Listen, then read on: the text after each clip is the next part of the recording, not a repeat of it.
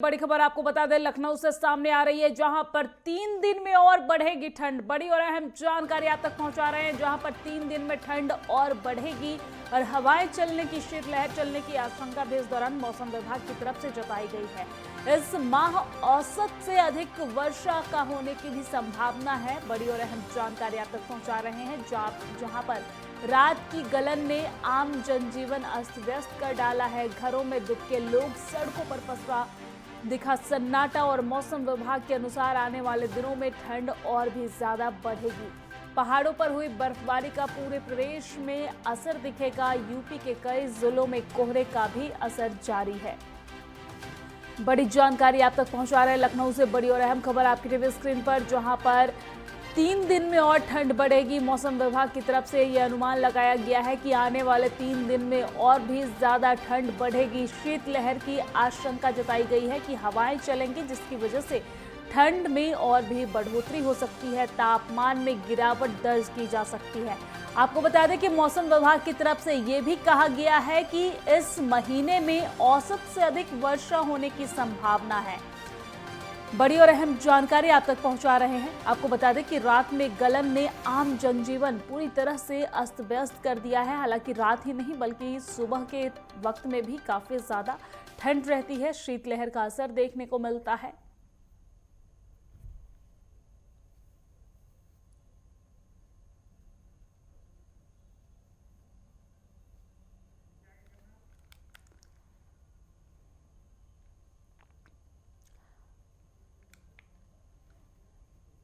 और पूरा उत्तर भारत शीतलहर की चपेट में है। दिल्ली, एनसीआर समेत कई राज्यों में सुबह और शाम में घना कोहरा छाया हुआ रहता है, जिससे जनजीवन खासा प्रभावित हो रहा है।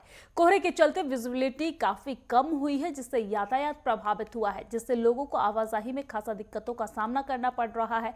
उत्तर भारत में शीतलहर का कहर जारी है। दिल्ली, एनसीआर में घना कोहरा छाया हुआ है।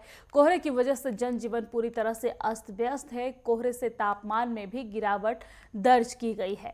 ये तस्वीरें आप देख रहे हैं अलग अलग जगहों से। ये 6 अलग अलग जगहों की तस्वीर है। पहली तस्वीर आप दिल्ली से देख रहे हैं, दूसरी तस्वीर भोपाल से, तीसरी तस्वीर जयपुर से, चौथी सवाई माधोपुर जो मध्य प्रदेश में आता है वहां से आप देख रहे हैं, पांचवी तस्वीर आप देख रहे हैं श्रीनगर में, जहां पर माइनस में है तापमान।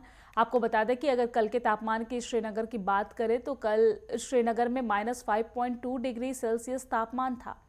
और छठी तस्वीर भी आप श्रीनगर से देख रहे हैं, जहां पर डल झील में आप देख सकते हैं कि किस तरीके से बर्फ जमा हुआ नजर आ रहा है।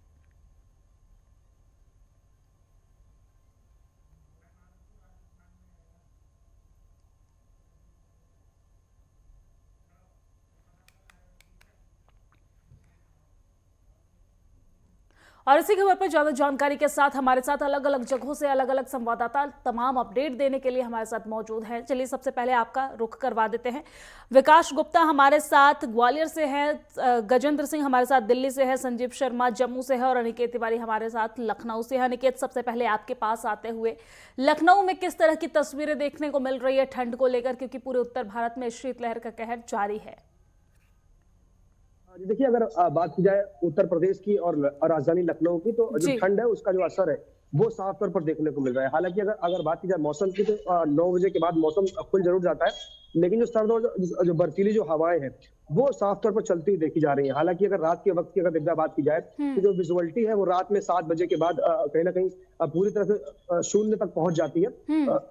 अगर बात की जाए प्रशासन की, दिव्या, तो हालांकि प्रशासन की तरफ से तमाम जो इंतजाम हैं आम जनमानस के लिए, जो निराश्रित लोग हैं उनके लिए तमाम जो आवश्यकताएं हैं, फिर चाहे अलाव जलाने की बात हो, रैन बसेरे बनाने की बात हो, तो जगह जगह अलग अलग जगहों पर चिन्हित करके जो मुख्य मुख्य जगह है वहां पर अलाव और रैन बसेरे बनाने की जो व्यवस्था है वो जिला प्रशासन और नगर निगम की तरफ से की जा रही। हालांकि मुख्यमंत्री योगी आदित्यनाथ की अगर दिव्या बात करें तो पहले उन्होंने ये निर्देश सभी जिलाधिकारी और मंडलायुक्त को पहले ही दे दिए हैं कि जहां जहां भी ऐसी स्थिति है जहां पर अलाव जलाने की आवश्यकता है या फिर रैन बसेरे बनाने की आवश्यकता है, तो वहां पर समुचित व्यवस्था लोकल प्रशासन की तरफ से कर ली जाए।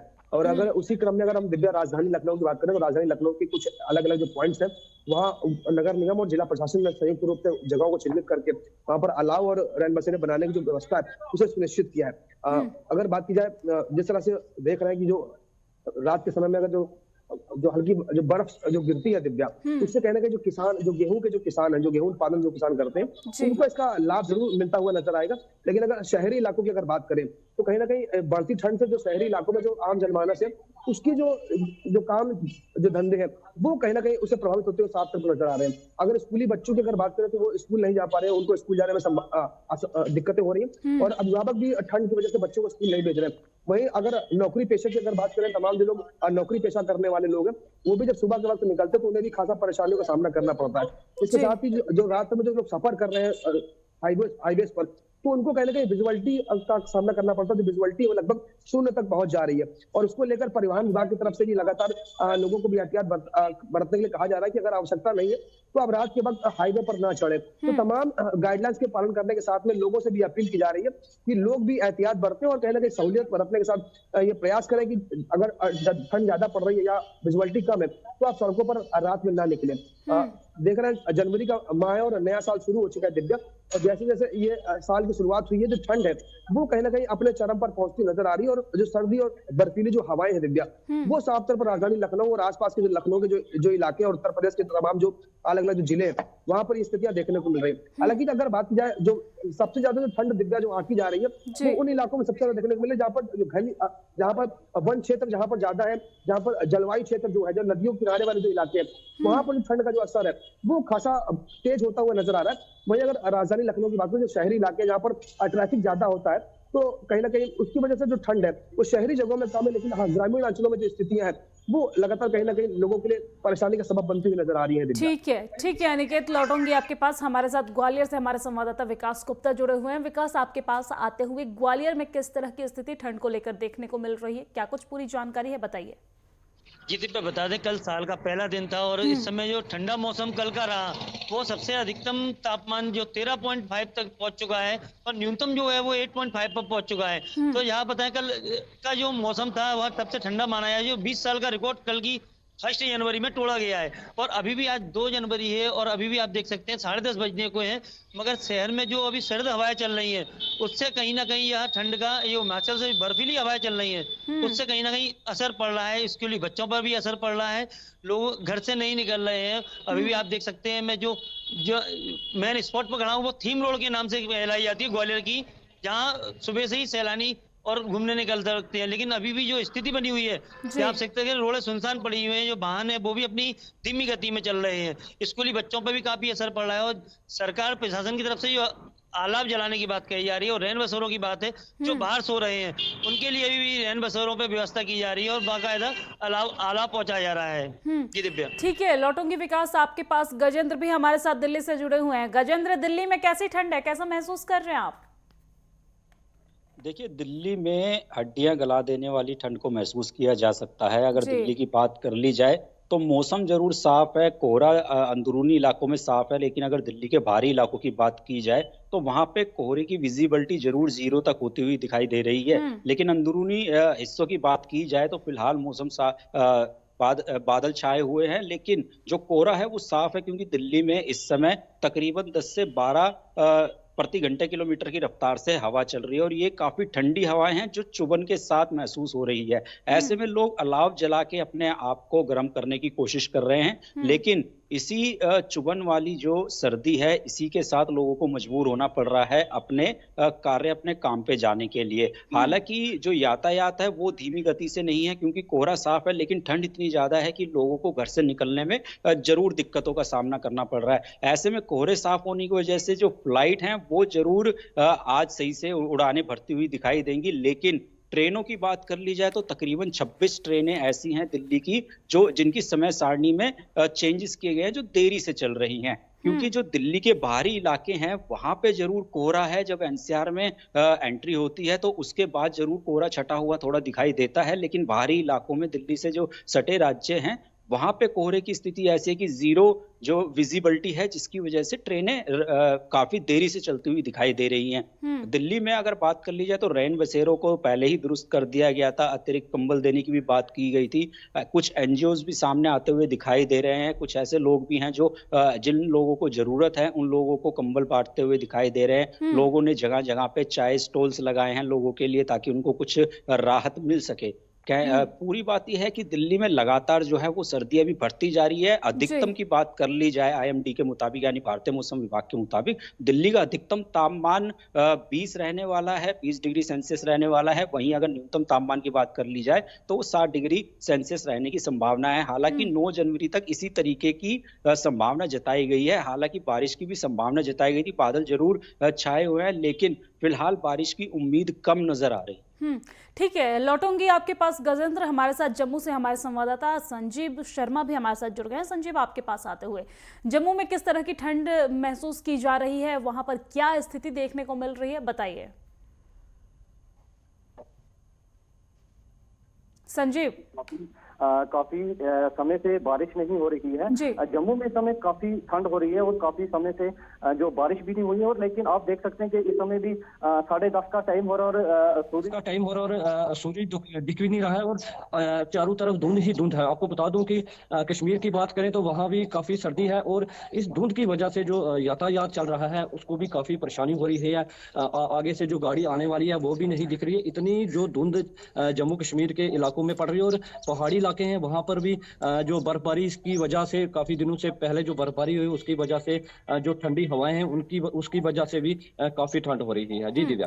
संजीव, अगर देखा जाए तो ठंड बहुत हो रही है, जनजीवन पूरी तरह से अस्त व्यस्त है। जो स्थानीय लोग हैं उन्हें परेशानी हो रही है, लेकिन जो व्यापारी वर्ग के लोग हैं उनके चेहरे खिल उठे हैं, क्योंकि लगातार जो पर्यटक है वो वहां पर ठंड के लुत्फ उठाने के लिए पहुंचते नजर आ रहे हैं।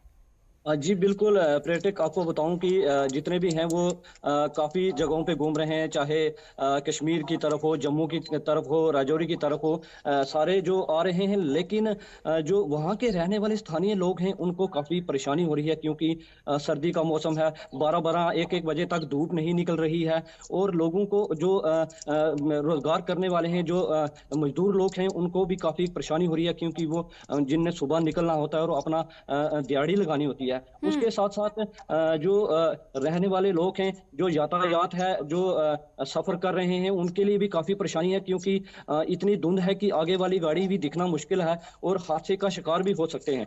और उसके साथ साथ कश्मीर का इलाका है, कश्मीर के इलाके में भी काफी बर्फबारी हुई है और कोहरा पड़ा है और सुबह कोहरे की वजह से गाड़ियों में फिसलन भी दिखाई दी। जी ठीक है, आप सभी लोग जुड़े रहिए हमारे साथ। फिलहाल वक्त एक छोटे से ब्रेक का हो चला है, ब्रेक के बाद भी तमाम अपडेट्स आपसे लेंगे।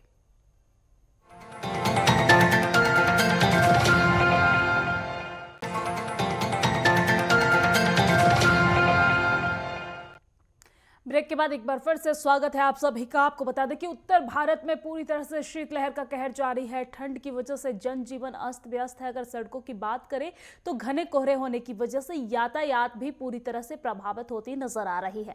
हालांकि इन दौरान फ्लाइट और ट्रेन भी इन दिनों लेट चल रही है, जिसकी वजह से पूरी तरह से यातायात भी प्रभावित नजर आ रही है। लोगों को काफी परेशानियों का सामना करना पड़ रहा है और इसी पर तमाम अपडेट के लिए हमारे साथ हमारे संवाददाता लगातार जुड़े हुए हैं।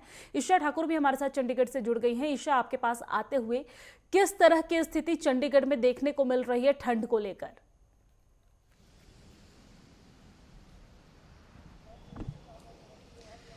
जी दिव्या, देखिए, अगर हम चंडीगढ़ की बात करें तो यहाँ पर मौसम विभाग की तरफ से ऑरेंज अलर्ट जारी किया गया है और दिशा निर्देश ये जारी किए गए हैं कि घना कोहरा यहाँ पर पड़ सकता है, साथ ही शीतलहर और कड़ाके की ठंड पड़ने के भी पूर्वानुमान है। और मौसम विभाग ने अपने दिशा निर्देश में लोगों को सतर्क रहने के दिशा निर्देश दिए हैं। और आप देखिए, चंडीगढ़ की सड़कों पे अगर आप देखेंगे तो कोहरा अभी भी आपको नजर आएगा और जो हेडलाइट है वो सड़कों पर आपको वाहनों पे नजर आएगी। दूसरी तरफ की मैं यहाँ आपको तस्वीरें साझा करना चाहूंगी। आप देखिए किस तरीके से यहाँ पर सड़कों के किनारे जो लोग हैं वो अलाव का सहारा ठंड से बचने के लिए यहाँ पर ले रहे हैं और इनसे भी बातचीत कर लेते हैं, क्योंकि बहुत ज़्यादा कड़ाके की ठंड है और जो लोग हैं यहाँ पर पहुँचे हैं, बहुत ज़्यादा ठंड है। आप यहाँ से गुजर रहे थे, रुक गए यहाँ पर? हाँ जी, शिकण तो रुक गया, कसु तो ज़्यादा लगा है।